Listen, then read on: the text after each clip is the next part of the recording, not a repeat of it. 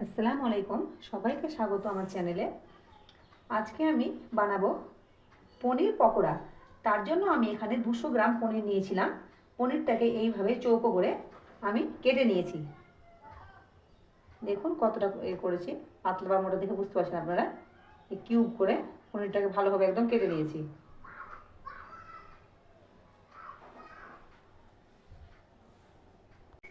আমি পনিরটাকে একটা থালার মধ্যে নিয়ে নিলাম। এবার এই পনিরটাতে দিয়ে দেব, আমি এখানে নিয়েছি হাফ চামচ মতো লবণ, হাফ চামচ নিয়েছি কাশ্মীরি লঙ্কার গুঁড়ো, আর নিয়েছি হাফ চামচ চাট মশলা। এই তিনটাকে ভালোভাবে আমি মিশিয়ে দিলাম, দিয়ে এই পনিরের গায়ে দিয়ে দেব।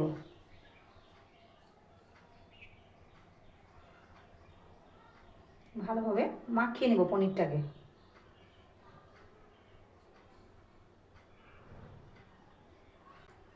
পনিরটা ভালোভাবে মশলার সঙ্গে মাখা হয়ে গেছে। এবার আমি বেসনের একটা ঘন ব্যাটার রেডি করব। তার জন্য আমি এখানে নিয়েছি 4 চামচ পরিমাণ বেসন, আর এখানে আমি নিয়েছি হাফ চামচ লবণ, হাফ চা চামচ নিয়েছি ভাজা জিরের গুঁড়ো, হাফ চা চামচ নিয়েছি কাশ্মীরি লঙ্কার গুঁড়ো, আর হাফ চা চামচ নিয়েছি মিক্স মশলা। আমি এগুলোকে বেসনের মধ্যে দিয়ে দিলাম। আর এখানে দেব হাফ চা চামচ খাবার সোডা বা বেকিং সোডা। এবার একটু একটু করে পানি দেব, দিয়ে ঘন ব্যাটারটা আমি রেডি করব। ভীষণ সহজ এই পনির পকোড়া, খেতে কিন্তু ভীষণ টেস্টি হয়, খুব সহজে হয়ে যায়। খুব অল্প সময়ের মধ্যে এই পকোড়াটা কিন্তু রেডি হয়ে যায়। আর একটু করে পানি দেব, খুবই ঘন হয়ে আছে এখন। আমার বেসনের ব্যাটার কিন্তু রেডি হয়ে গেছে। দেখুন কতটা আমি ঘন রেখেছি ব্যাটারটা। এবার আমি পনির পকোড়াগুলো ভেজে নিব।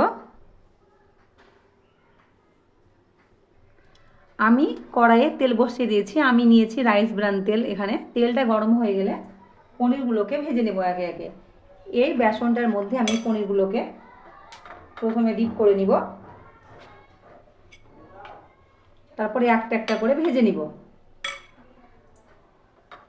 দিয়ে দিলাম।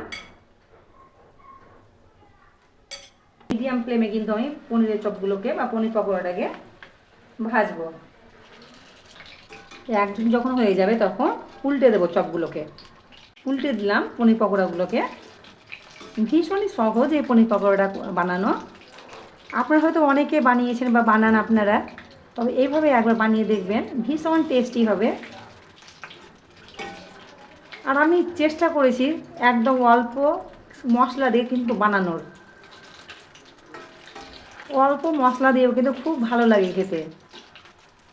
এইভাবে এপিট ওপিট করে ভালোভাবে একদম পনির পকোড়াটাকে ভেজে নিব। দেখতেই পাচ্ছেন ফুলেছে কতটা, বড় বড় হয়ে গেছে পনির পকোড়াগুলো।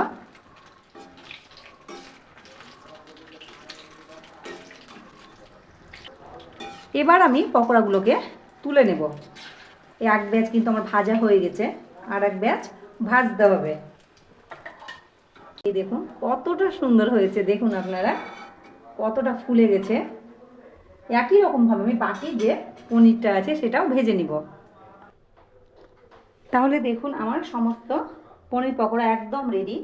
কতটা ক্রিস্পি হয়েছে আপনাদেরকে আমি দেখাই, বুঝতে পারছেন কতটা ক্রিস্পি হয়েছে। তাহলে আজকে আমার এই ভিডিও পনির পকোড়া একদম সিম্পলভাবে আপনাদের কেমন লাগলো অবশ্যই কিন্তু জানাবেন। আর আমার এই ভিডিওটি যদি আপনাদের ভালো লাগে তাহলে অবশ্যই আমার চ্যানেলটিকে সাবস্ক্রাইব করবেন। আবার দেখা হবে, কথা হবে পরের ভিডিওতে।